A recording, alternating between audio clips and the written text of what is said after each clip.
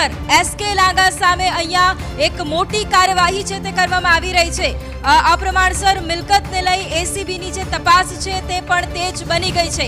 SK લાંગાના ઘરે હવે search માટે એસીબીની ટીમ પહોંચી ચૂકી છે અને હવે તપાસનો ધમધમાટ પણ શરૂ કરવામાં આવશે।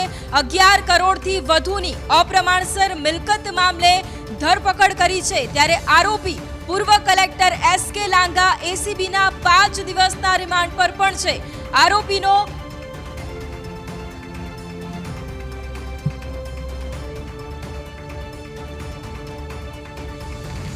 તો સંવાદદાતા મિહિર અમારી સાથે આ જ મુદ્દે લાઈવ છે।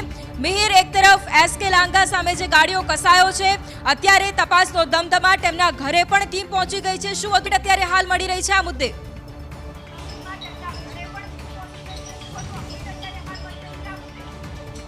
વૈભવી, ગાંધીનગરના તત્કાલીન કલેક્ટર SK લાંગા વિરુદ્ધ અપ્રમાણસર મિલકતનો ગુનો નોંધવામાં આવ્યો હતો, જેમાં એસીબીએ પરમ દિવસે તેની ધરપકડ કરી અને 5 દિવસના રિમાન્ડ છે તે મેળવ્યા છે અને તેની જે પણ અપ્રમાણસર મિલકતો છે તેને વસાવી છે ત્યાં આગળ અત્યારે હાલ એસીબીએ છે તે તપાસ શરૂ કરી છે। આ દ્રશ્યો છે કે બોડકદેવ પાસે આવેલું હર્ષવર્ધન એપાર્ટમેન્ટમાં સર્ચ કરી અને જે લોકર છે કે તે અત્યારે હાલ કબજે લેવામાં આવ્યું છે। એસીબીની ટીમ દ્વારા જે તેની અમદાવાદમાં જે વસાવેલી મિલકતો છે તે તમામ મિલકતો છે અત્યારે હાલ તેનું સર્ચ છે તે સર્ચ કરવામાં આવી રહ્યું છે। 11.64 કરોડ જેટલી અપ્રમાણસર મિલકત છે તે ગુનો નોંધવામાં આવ્યો છે। હું એક વખત આ તેના દ્રશ્યો બતાવીશ કે જે બોડકદેવ પાસે આવેલું હર્ષવર્ધન એપાર્ટમેન્ટના 4થા માળે 404 નંબરમાં એસીબીની ટીમે સર્ચ છે ત્યાં સર્ચ કર્યું અને ત્યારે તેનું મકાનમાંથી તમામ જે જરૂરી દસ્તાવેજો અને સાથે જ જે આ લોકર છે તે પણ અત્યારે હાલ કબજે છે તે કરવામાં આવ્યું છે। તત્કાલીન કલેક્ટર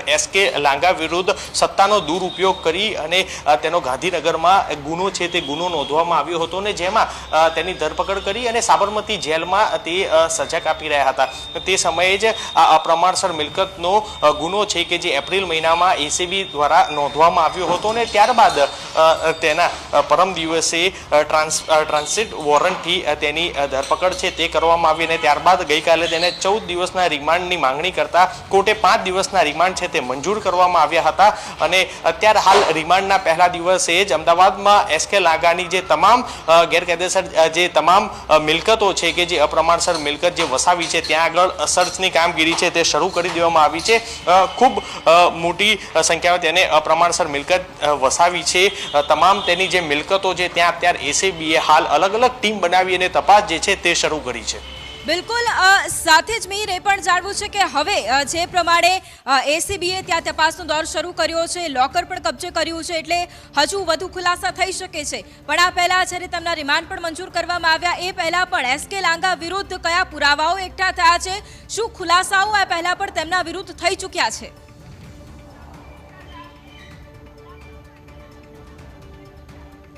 વૈભવી, SK લાંગાનું આ આખું ભ્રષ્ટાચાર સામે આવ્યું હતું અને તેને સત્તાનો દુરુપયોગ કરી અને કરોડો રૂપિયાની જમીનથી લઈ અને અલગ ગોટાળા કર્યા હોવાનું સામે આવ્યું અને ત્યારબાદ સરકાર દ્વારા એક SITની ગઠન કરવામાં આવી અને તેના તપાસમાં ખૂબ મોટા ખુલાસા થયા અને તેમાં તેને ખૂબ મોટો ભ્રષ્ટાચાર કર્યો હોવાનું સામે આવ્યું અને ત્યારબાદ સત્તાનો દુરુપયોગ કર્યો હોવાના ગુનો છે તે નોંધવામાં આવ્યો અને ત્યારબાદ તેની તત્કાલીન જ તેની ધરપકડ છે તે કરવામાં આવી। આ SK લાંગાની પાછળ ઘણા એવા મંત્રીઓ અને ઘણા એવા નેતાના નામ પણ આવ્યા હતા। જે રીતના તપાસ જે છે તે પણ કરવામાં આવી અને તે તપાસમાં જે નામો જે છે તે ઉચ્ચ સ્તરીય મોકલવામાં પણ આવ્યા છે। તે દિલ્હી સુધી પણ આ આખી ઘટના છે તેનું ધ્યાન દોરવામાં આવ્યું હતું।